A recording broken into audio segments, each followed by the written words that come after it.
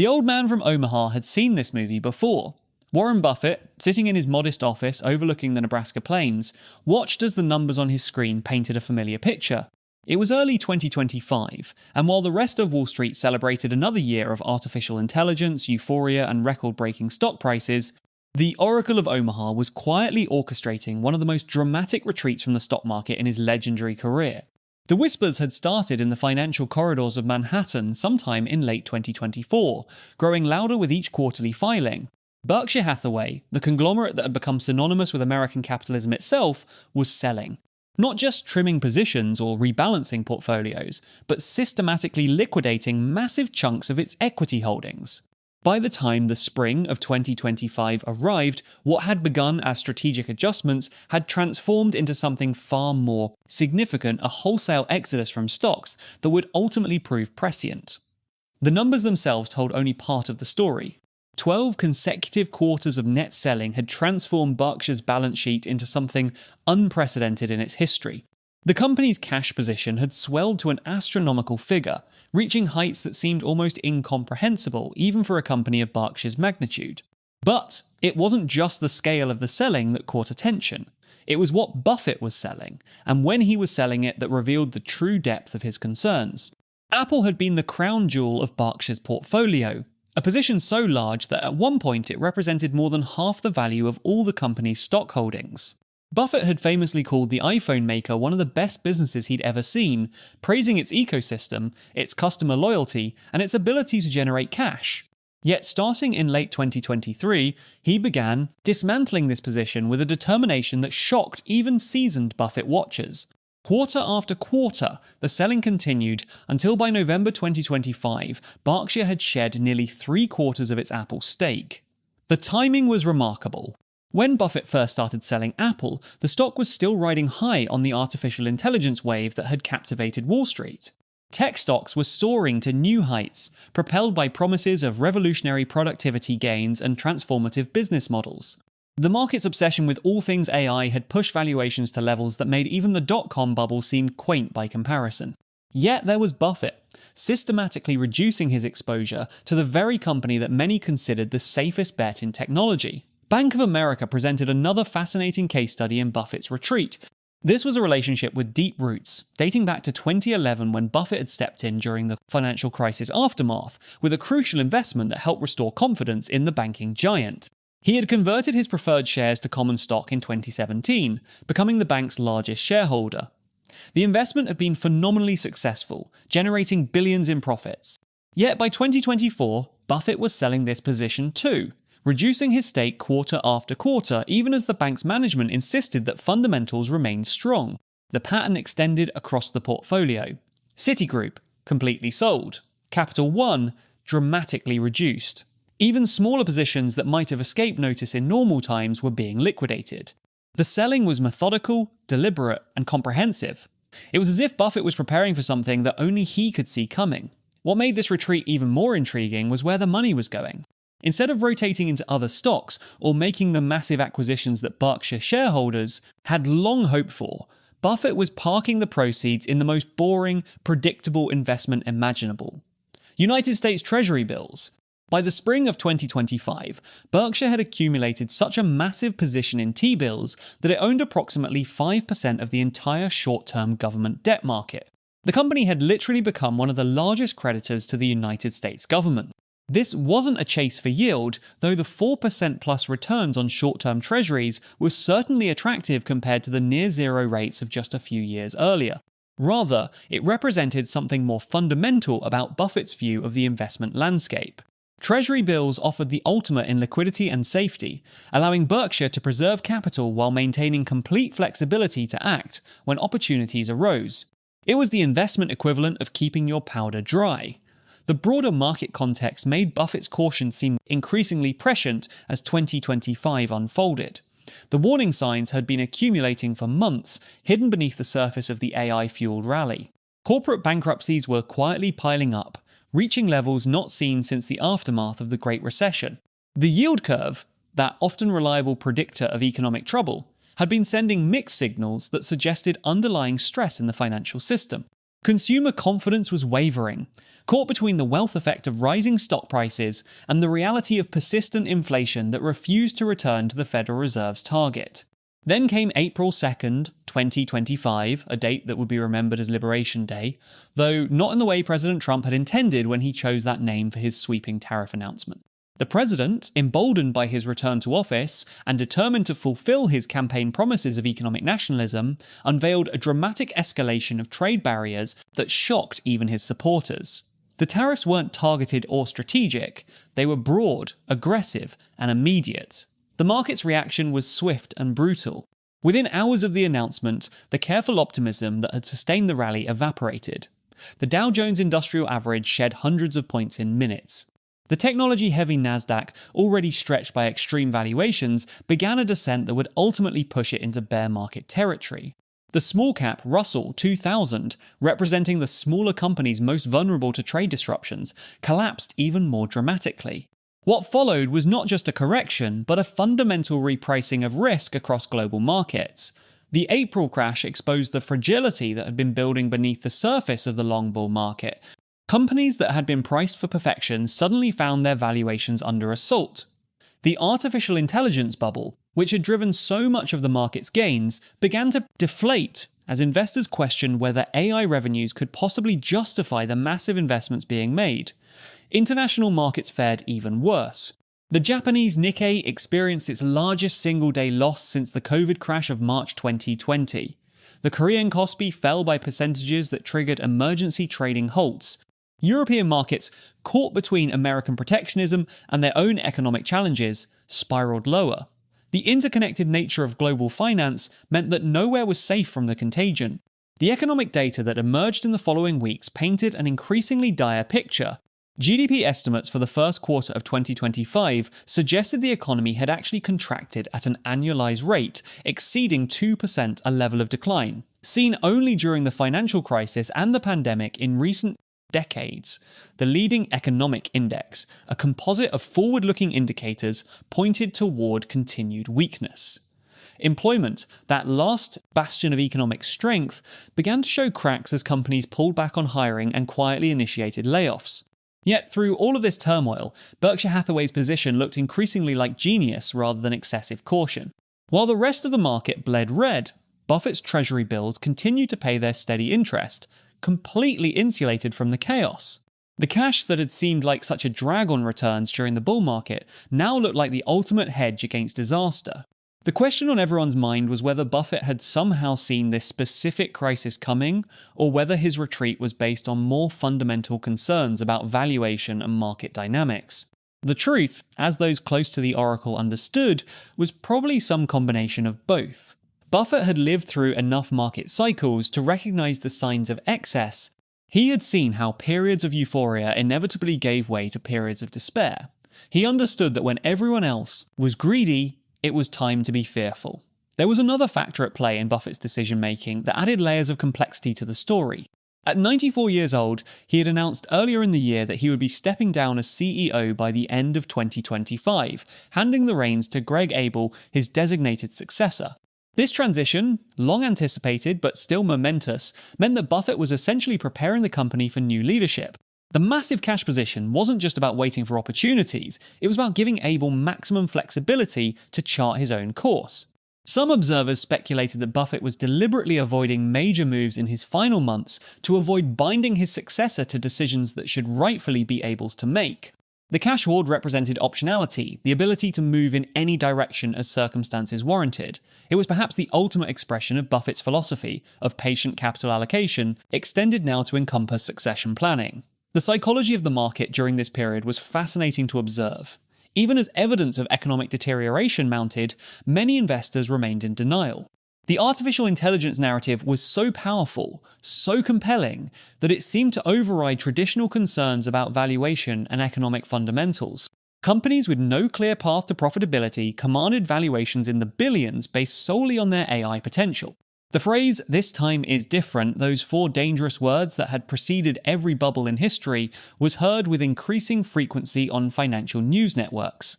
Treasury Secretary Scott Bessent tried to calm markets after the April crash, insisting that he saw no reason to price in a recession. The administration's message was consistent. The tariffs were necessary medicine that would ultimately strengthen the American economy, and any short-term pain would be more than offset by long-term gains. Yet the market's behaviour suggested deepening skepticism about this narrative. The parallel economy of Treasury bills that Buffett had entered was experiencing its own dynamics during this period. The massive demand for safe assets had driven yields on short-term government debt higher, creating an interesting paradox. Even as the Federal Reserve contemplated rate cuts to support the weakening economy, the sheer volume of Treasury issuance needed to fund government operations kept rates elevated. Berkshire's position had become so large that the company was essentially earning billions in risk-free returns while the rest of the market struggled. The broader implications of Buffett's strategy extended beyond just Berkshire Hathaway. Other prominent investors began to take notice and adjust their own portfolios. Terry Smith, often called the English Warren Buffett, was executing a similar retreat from equities. Institutional money that had been chasing momentum began to seek the safety of cash and short-term securities. The great rotation from stocks to safety assets was underway, yet even as the crisis deepened, there were those who saw opportunity in the chaos. Buffett himself had left hints about his thinking in his final letters to shareholders. He emphasized that Berkshire would always deploy the substantial majority of its capital in equities, particularly American equities. The current retreat was tactical, not a fundamental loss of faith in American business. When prices became attractive enough, when fear had sufficiently replaced greed, Berkshire would be ready to act.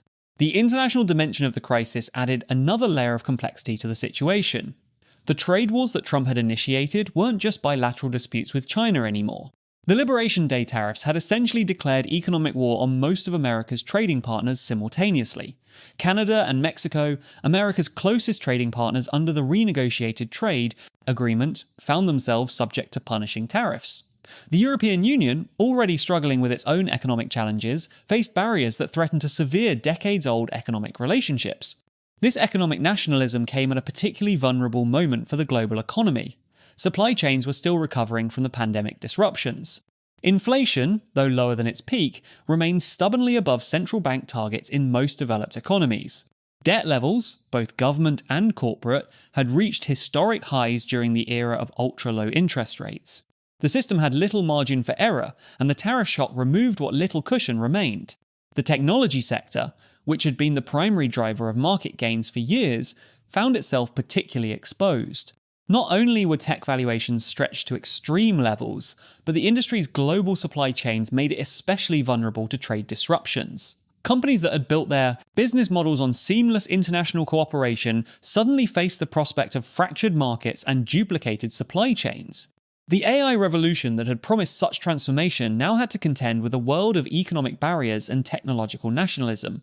Meanwhile, in Omaha, Buffett watched these developments with the calm that came from having seen multiple market cycles. His famous saying that you only find out who's swimming naked when the tide goes out was being proven true once again. Companies that had looked invincible during the bull market were suddenly struggling. Business models that had seemed revolutionary were exposed as unsustainable. The harsh light of a bear market revealed all the excess and speculation that had built up during the good times. The housing market, which Buffett had made a small bet on through purchases of homebuilder stocks, presented an interesting counterpoint to the broader market turmoil. Despite the economic uncertainty, housing had shown remarkable resilience, supported by a fundamental shortage of supply that had built up over years of underbuilding. Buffett's positions in Lennar and other homebuilders, while small relative to Berkshire's overall portfolio, suggested he saw value in real assets tied to basic human needs, even as he shunned the speculative excesses elsewhere in the market. The insurance operations that form the core of Berkshire's business model continued to generate steady cash flows throughout the turmoil. This was the genius of Buffett's construction of Berkshire, a collection of businesses that could weather any storm while generating the float that could be invested opportunistically. Even as the investment portfolio faced challenges, the operating businesses continued to compound value. It was this fundamental strength that allowed Buffett to be so patient in his investment approach. As 2025 progressed, the question shifted from whether there would be a recession to how deep and long it might be. The economic data continued to deteriorate. Manufacturing indices fell into contraction territory. Service sector activity, which had been resilient for so long, began to weaken. Consumer spending, the backbone of the American economy, showed signs of stress as confidence evaporated and precautionary savings increased. The Federal Reserve found itself in an impossible position. The inflation that had been so persistent was being exacerbated by the tariffs, which directly increased the cost of imported goods. Yet the weakening economy called for monetary stimulus.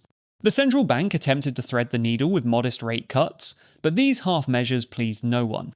Markets wanted aggressive easing, while inflation hawks warned that premature cuts would entrench inflation expectations. The political dimension of the crisis added another layer of uncertainty. The Trump administration, rather than moderating its stance in response to market turmoil, seemed to double down.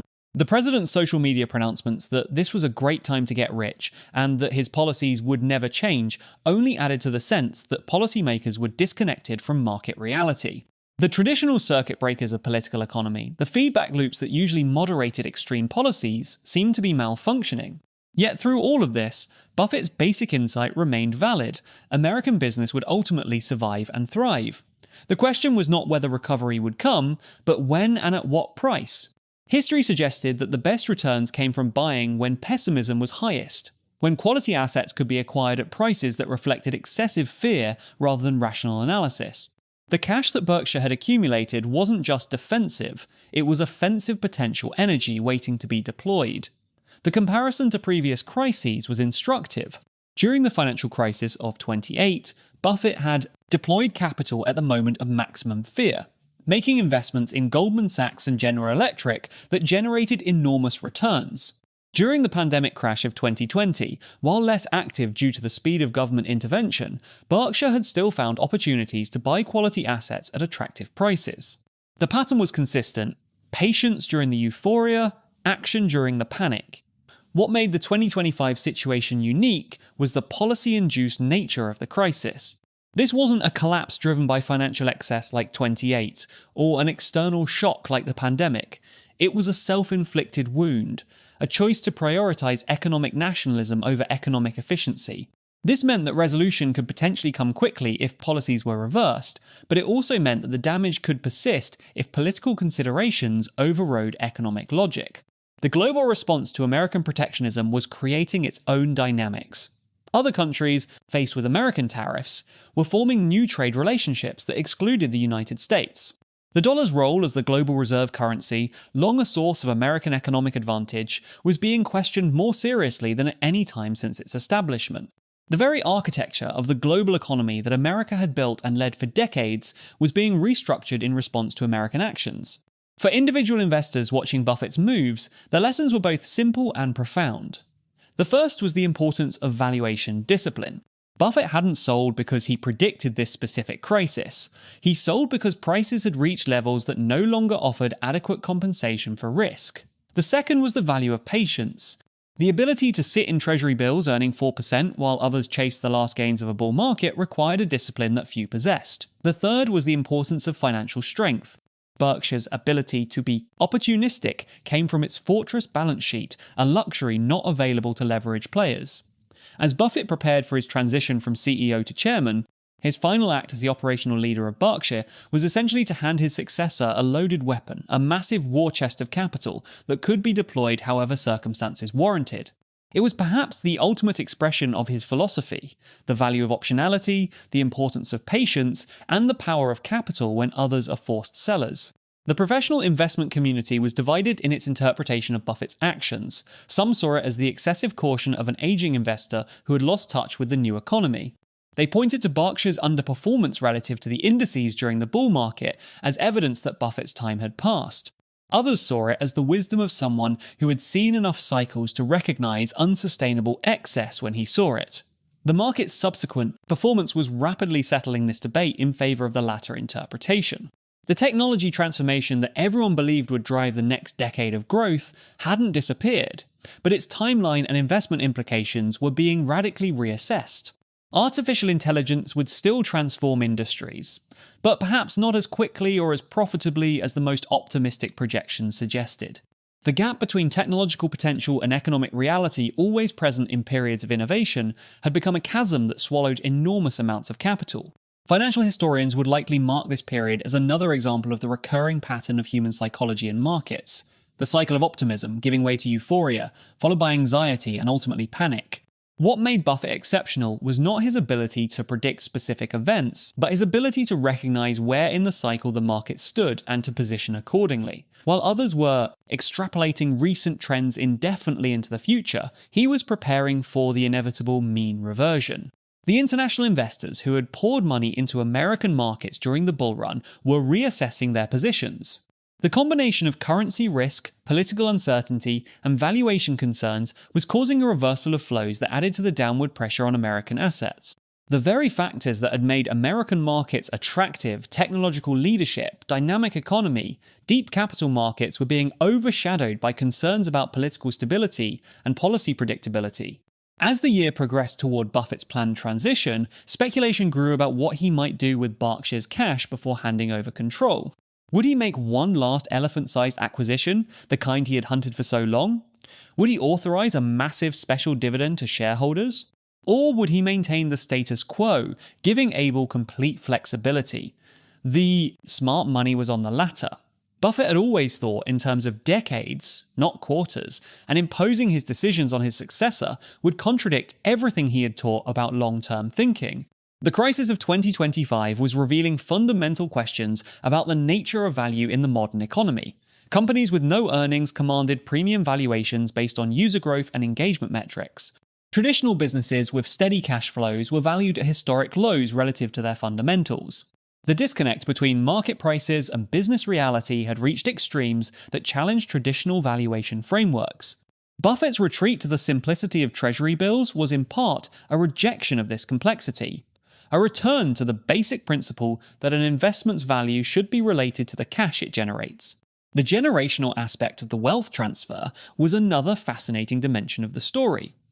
Younger investors who had only known bull markets were experiencing their first real bear market. The lessons being learned were harsh but necessary. The idea that stocks only go up, reinforced by years of central bank support and fiscal stimulus, was being demolished. The risk-free returns that Buffett was earning on Treasury bills suddenly looked attractive compared to the stomach-churning volatility of equities. Looking ahead, the resolution of the crisis would likely follow one of several paths. The optimistic scenario involved a policy reversal, with tariffs being walked back in response to economic pain, allowing markets to recover and trade to resume. The pessimistic scenario involved a prolonged period of economic nationalism, with the global economy fracturing into competing blocks and growth stagnating. The most likely scenario was somewhere in between a gradual adjustment as both policies and markets found a new equilibrium at lower levels of globalization and higher levels of economic uncertainty. For Buffett, none of these scenarios fundamentally challenged his faith in American capitalism. He had seen the country survive the Great Depression, World War II, the Cold War, stagflation, the dot-com bubble, the financial crisis, and the pandemic. Each crisis had seemed existential at the time, yet American business had not just survived but thrived. The current crisis would pass, as all crises do, and those with capital and courage would find extraordinary opportunities in the wreckage. The technical indicators that professional traders watched were painting an increasingly bearish picture. Moving averages had broken down across multiple timeframes. Volume patterns suggested distribution rather than accumulation. Market breadth, measuring how many stocks were participating in moves, had deteriorated to levels typically seen only in bear markets. Yet these same indicators would eventually signal a bottom, a point of maximum pessimism from which a new bull market could emerge. The credit markets, often a leading indicator of economic stress, were showing increasing signs of strain. Corporate bond spreads were widening as investors demanded higher premiums for taking credit risk. The high-yield market, particularly vulnerable to economic downturns, was experiencing outflows that forced selling and further depressed prices. Even investment-grade corporate debt was being repriced to reflect higher risk premiums. Only government securities, particularly the short-term Treasury bills that Buffett favoured, maintained their appeal. The philosophical questions raised by Buffett's strategy went beyond mere investment tactics. Was it appropriate for a company of Berkshire's size to essentially hoard capital during a crisis? Did Berkshire have an obligation to provide liquidity to markets and support the economy? Or was the company's primary obligation to its shareholders, requiring it to preserve capital until attractive opportunities emerged? Buffett had always been clear that his duty was to Berkshire shareholders, but the scale of the company's resources made these questions increasingly relevant to broader economic policy. As the final months of 2025 approached and Buffett's transition neared, his strategy was being vindicated in real time. The market volatility that had seemed like temporary turbulence in the spring had evolved into a full-fledged bear market by fall. The recession that had been dismissed as unlikely was now being acknowledged as reality. The very stability that Buffett had prioritized boring Treasury bills, steady operating businesses, minimal leverage looked like genius, as others struggle with mark-to-market losses and funding pressures. The lesson for future generations of investors was clear. In a world of increasing complexity and interconnection, sometimes the best strategy is simplicity. Buffett hadn't tried to predict exactly when or how the crisis would unfold. He had simply observed that prices were too high, risks were being ignored, and the prudent course was to preserve capital and wait. It was a strategy that required no complex models, no sophisticated algorithms, just the discipline to act on basic principles, even when doing so meant underperforming in the short term. As this chapter of financial history was being written, with Buffett's tenure as CEO drawing to a close amid one of the most dramatic market dislocations in decades, the full implications of his strategy were still unfolding. Would Abel deploy the cash aggressively once he took control? Would the crisis create the kind of once-in-a-generation opportunities that Buffett had always sought? Would the policy-induced nature of the crisis lead to a rapid resolution or a prolonged adjustment? These questions remained unanswered, but what was clear was that Buffett's patient accumulation of cash and Treasury bills had positioned Berkshire to answer them from a position of strength rather than weakness. The story of Warren, Buffett's great retreat of 2025, would be studied for generations as either the ultimate expression of investment wisdom or excessive caution that missed opportunities. But for those watching in real time, as markets crashed and economies stuttered, it looked increasingly like the former. The Oracle of Omaha had seen the storm coming, not in its specific details, but in its inevitable arrival, and had prepared accordingly. In a world of algorithms and artificial intelligence, of complex derivatives and financial engineering, the winning strategy had been the simplest one of all: sell when others are greedy, hold cash, and wait for opportunity. It was a lesson as old as markets themselves, but one that each generation seemed destined to learn anew, usually at great cost. Buffett, in his final act as CEO, had given both Berkshire and the broader investment community one last reminder of these eternal truths.